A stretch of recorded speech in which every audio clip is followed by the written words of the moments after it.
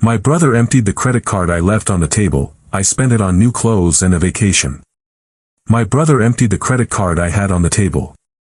I spent it on new clothes and a vacation. I laughed. But then Dad burst in shouting, "Who stole my $1,000? My brother turned pale, and chaos erupted. My name is Bruno. I'm 25 years old, and for as long as I can remember, my life has been a constant struggle to get ahead. Don't get me wrong. I don't come from a poor family, but we didn't live in opulence either. My parents, Oscar and Maribel, always worked hard to provide us with what we needed, and I learned from a young age that nothing in life came for free. That's why, since I was 18, I started working first as a delivery driver, then in an auto parts store, and later at a logistics company where I earned a decent salary. I took care of every peso I earned as if it were my last, because my dream was to have my own business one day, something that would allow me to be independent and not rely on anyone. My brother Fabian, on the other hand, was my complete opposite. He was 23, 2 years younger than me, but he seemed to live in a parallel universe where responsibilities didn't exist. Since he was a teenager, Fabian decided his purpose in life was to enjoy himself. For him, that meant partying every weekend, drinking with his friends until dawn, and showing up at home with a hangover as if it were a badge of honor. He always had a different girlfriend, one every month, as if he were collecting trophies. My parents, for some reason I never fully understood, saw him as some kind of champion. To them, Fabian was the life of the party, the charismatic one, the one with a successful social life. I, on the other hand, was just Bruno, the one who worked, the one who saved, the one who had no time for nonsense. It's not that my parents hated me, they treated me well, they loved me, but there was always an evident preference for Fabian. When he came home telling his stories of parties and conquests, my dad, Oscar, would laugh and pat him on the back as if he were a hero. My mom, Maribel, for her part, would always say things like, "Oh, Fabian, you're so much fun." Not like others who only think about work. That other was me, obviously. They never said it with malicious intent, but it hurt. It hurt that they didn't value my efforts, that they didn't see that every extra hour I worked, every peso I saved, was to build something better for myself. Fabian and I never got along. Our goals were polar opposites. He constantly made fun of me, saying I was born to work while he was born to enjoy life. I would just reply that one day life would catch up with him, but he would laugh and call me a bitter, envious person who didn't know how to live. I didn't say much back, it wasn't worth it, but those words stuck with me like an echo that wouldn't fade. Things between Fabian and me became more tense when he started asking me for money. At first, it was occasional. "Hey, Bruno, lend me $100 to go out with the guys. I'll pay you back next week." I always told him no, that if he wanted to party, he should work and earn his own money. He would get angry, look at me with contempt, and say, "You're so cheap with all the money you make, and you don't share anything with your own brother." I would respond that I wasn't cheap, that simply nothing in life is free, and if he wanted something, he should earn it like I did. But Fabian isn't the type to take no for an answer and let it go. One day, I started noticing that the money I left on my nightstand was beginning to disappear. At first, it was small amounts, $10 or $20. I even doubted myself, thinking maybe I had spent it and forgotten, but then the amounts increased, $100, $200. That's when I knew something was wrong. My room wasn't a place just anyone entered, and the only other person living in the house besides my parents and me was Fabian. One night, I confronted him. He was sprawled on the living room sofa, watching videos on his phone, as if he didn't have a single care in the world. I stood in front of him and said, "Let's cut to the chase, Fabian. You've been taking the money from my nightstand." He looked up with that cynical smile I hated so much and said, "Wow, so accusatory, little brother. Why do you think so poorly of me?" But his tone was too confident, too mocking. I pressed him, and finally, after a heated exchange of words, he admitted it. "You know what? Yeah, it was me. So what? You never give me anything when I ask, so I get it on my own. You should share, Bruno. Don't be so envious. You have a ton of money thanks to your little job, and I have nothing.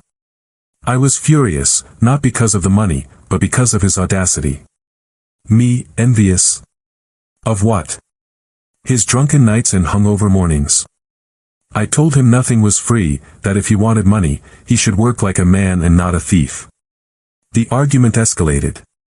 We shouted at each other, and my parents had to intervene. They didn't support me, of course. Mom said we were brothers, that we shouldn't fight over money, and Dad just shook his head as if I were the one overreacting. From that day on, I stopped leaving money on my nightstand.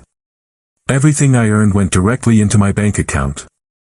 I wasn't going to give Fabian another opportunity to steal from me. I thought that would be the end of the problem, but I was wrong. Fabian always found a way to surprise me, and not in a good way. One day, my dad came into my room with an expression I'd never seen on him before, a mix of excitement and nervousness. He told me he needed a favor. It turned out he had seen a watch online, one of those elegant watches he'd always wanted, but he didn't know how to make online purchases. "Bruno, you know about these things, could you do me a favor and buy it for me? Here's my card, and I wrote down the PIN for you to make the purchase," he said, leaving the credit card and a piece of paper with the PIN on my desk. I was about to leave for work, so I told him it was no problem, but that I'd do it in the evening when I got back because I was already running late. He nodded, gave me a pat on the shoulder, and left. I didn't think much of it. After all, it was a simple favor. Buying something online wouldn't take me more than 10 minutes. I left the card on my desk next to the paper with the PIN and went to work. That day at the company was exhausting. I had to deal with a difficult client, a shipment that arrived late, and a boss who was not in a good mood. When I finally got home, all I wanted to do was rest, but I remembered my dad's favor. I went into my room, sat down at the computer, and looked up the website where the watch was. Everything was going normally until it was time to pay. I entered the card details, clicked Pay, and declined. Insufficient funds, the message on the screen read. I frowned, thinking it was a website error. I tried again, but the message was the same. Insufficient funds. That made no sense. My dad wasn't one to spend recklessly, and that card was the one he used for important things. Something was wrong. Just then, my bedroom door swung open, and there was Fabian, strutting around as if he were a runway model. He was wearing a designer shirt, jeans that looked incredibly expensive, and shoes that shone as if they were brand new. "Like my new clothes, little brother?" he asked with a smile I wanted to wipe off his face with my fist. My gut told me something was very wrong. Fabian didn't work, he didn't have a single peso saved. So, where did he get the money to buy designer clothes? With my heart pounding, I asked him, "Fabian, where did you get the money for those clothes?" He laughed as if I had just told the world's funniest joke. "This afternoon, I came into your room looking for something and found a card on your desk with the PIN written on a piece of paper. So, sorry, little brother.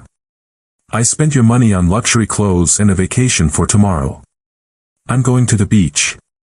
For a second, I was speechless. I couldn't believe what I was hearing. But then something inside me clicked, and instead of getting angry, I burst out laughing. Not a normal laugh, but a loud, deep belly laugh that came from the depths of my soul. Fabian looked at me, confused, as if I had gone crazy. "What are you laughing at, loser?" he asked, but before I could answer, my bedroom door was thrown open. The slam of the door as my dad entered my room made the floor tremble.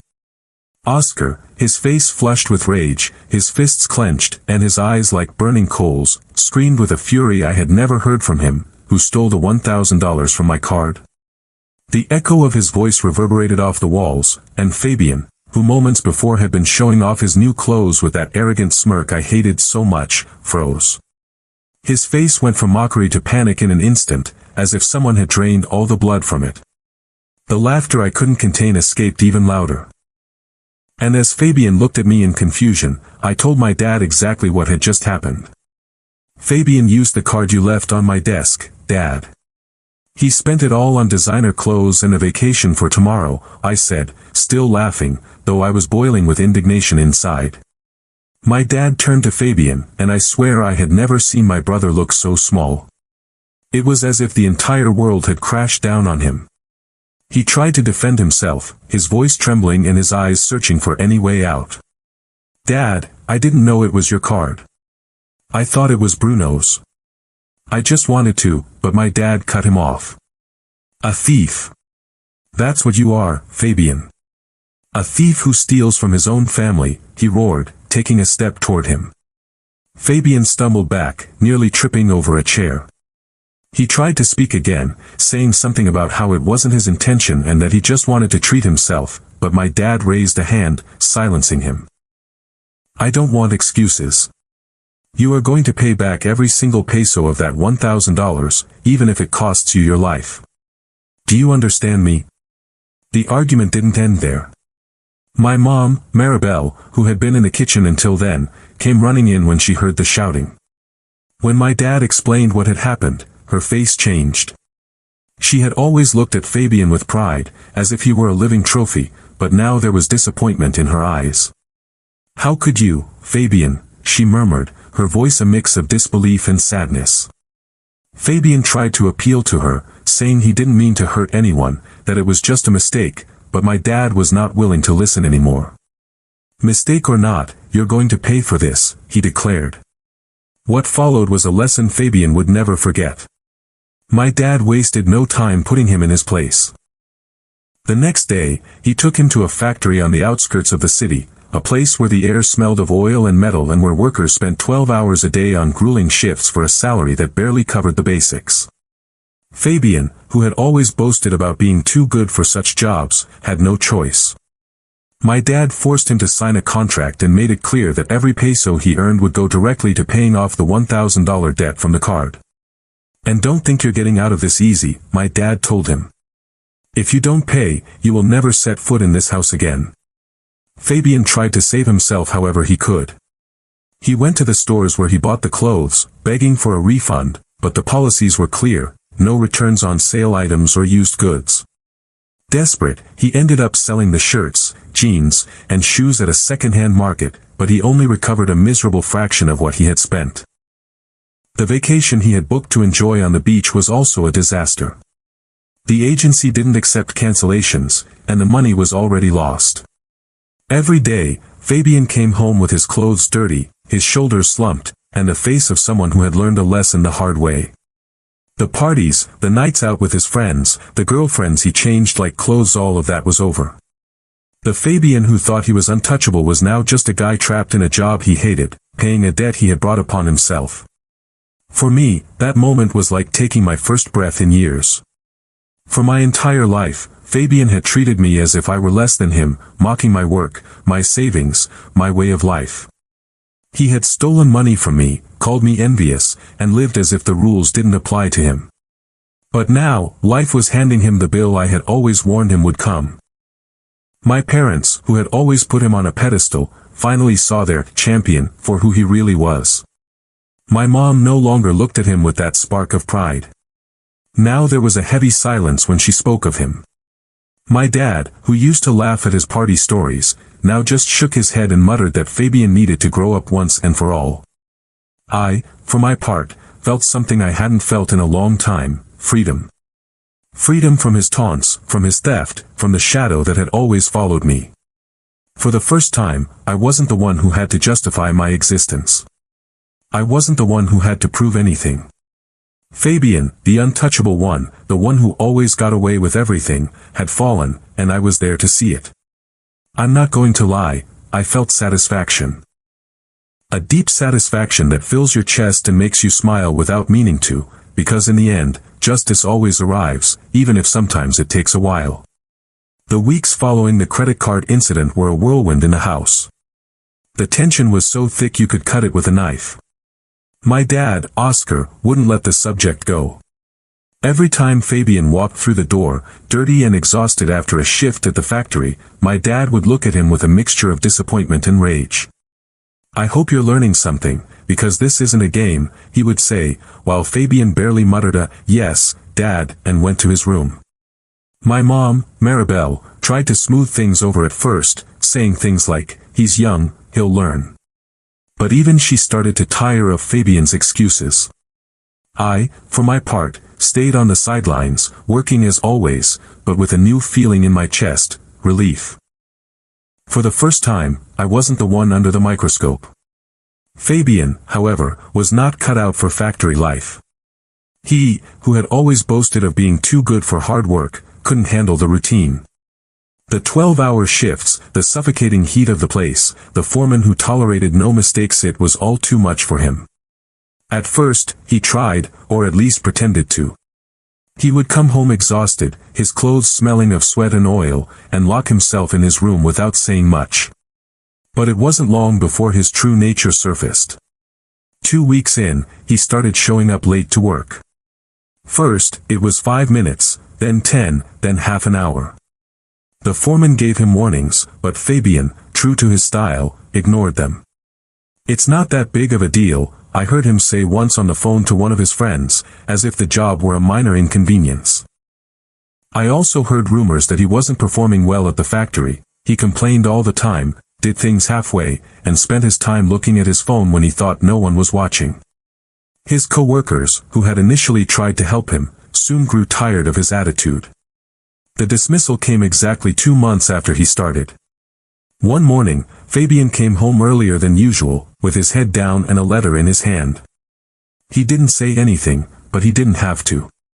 My dad, who was in the living room watching television, looked at him and knew instantly that something was wrong. "What happened?" he asked in a tone that already anticipated the answer. Fabian, in a low voice, muttered, "They fired me. They said I was late and wasn't doing my job properly." The silence that followed was deafening. My mom, who was in the kitchen, stopped washing dishes and peeked out with an expression that mixed disbelief and exhaustion. My dad stood up slowly, as if he were containing a storm. "They fired you," he repeated, as if he couldn't believe it. "Not only do you steal my money, but now you can't even hold down a miserable job. What kind of man are you, Fabian?" Fabian tried to defend himself, saying the job was too hard and they didn't treat him well, but my dad wouldn't listen. "Enough with the excuses," he yelled. "You're a failure, Fabian. A failure who is good for nothing outside of my house." Those words hit like a hammer. Fabian stood frozen, his eyes wide open. My mom tried to intervene, saying something about giving him another chance, but my dad cut her off. "No, Maribel. I've given him enough chances. He stole my money, mocked us, and now he can't even keep a job. I don't want a thief and a slacker in my house." Then he turned to Fabian and, in a cold voice I had never heard from him, added, "You're leaving today. And be grateful I'm not pressing charges because you're my son, but I don't want to see you here anymore. You are out of this family." For the first time, Fabian said nothing. There were no taunts, no excuses, no cynical smiles. Just silence. His eyes filled with tears, but he didn't cry in front of us. He went to his room, packed a few things into an old backpack, and without looking at anyone, walked out the door. The last thing I saw was his back as he crossed the threshold, defeated, with his shoulders slumped and his head bowed. I don't know where he went, and at that moment, honestly, I didn't care. My dad never got the full $1,000 back. Fabian had barely paid a small portion with what he earned at the factory and what he got from selling the clothes. But, as my dad said, he wasn't going to sue him. "He's my son, even if it hurts me," he told me one night as we had coffee in the kitchen. But I can't let someone like that live under my roof. My mom, who had always been the softest on Fabian, was quiet. She no longer defended him, no longer spoke of him as her champion. The house, which was once filled with his laughter and his party stories, was now silent. But it wasn't a heavy silence, it was a liberating one. I don't know what became of Fabian after that day. Some neighbors say they saw him working as a helper at a market, others say he moved to another city. I'm not really interested, to be honest. What I do know is that things in this house were never the same again. My parents started to look at me differently, as if they finally understood the value of what I had been doing all these years. My dad even said to me once with a half smile, "You're a real man, Bruno. You never failed me." Those simple words were worth more than anything. For me, that was the moment everything changed. For years, I had lived in Fabian's shadow, his mockery, his thefts, his attitude of superiority. I had endured my parents seeing him as the perfect son while I was just the one who works. But now, all of that was over. Fabian had destroyed himself, and I was finally free. Free from his words, from his presence, from the need to prove that I was worth more. For the first time in a long time, I felt like I could breathe without someone stepping on my heels. Subscribe for more daily stories.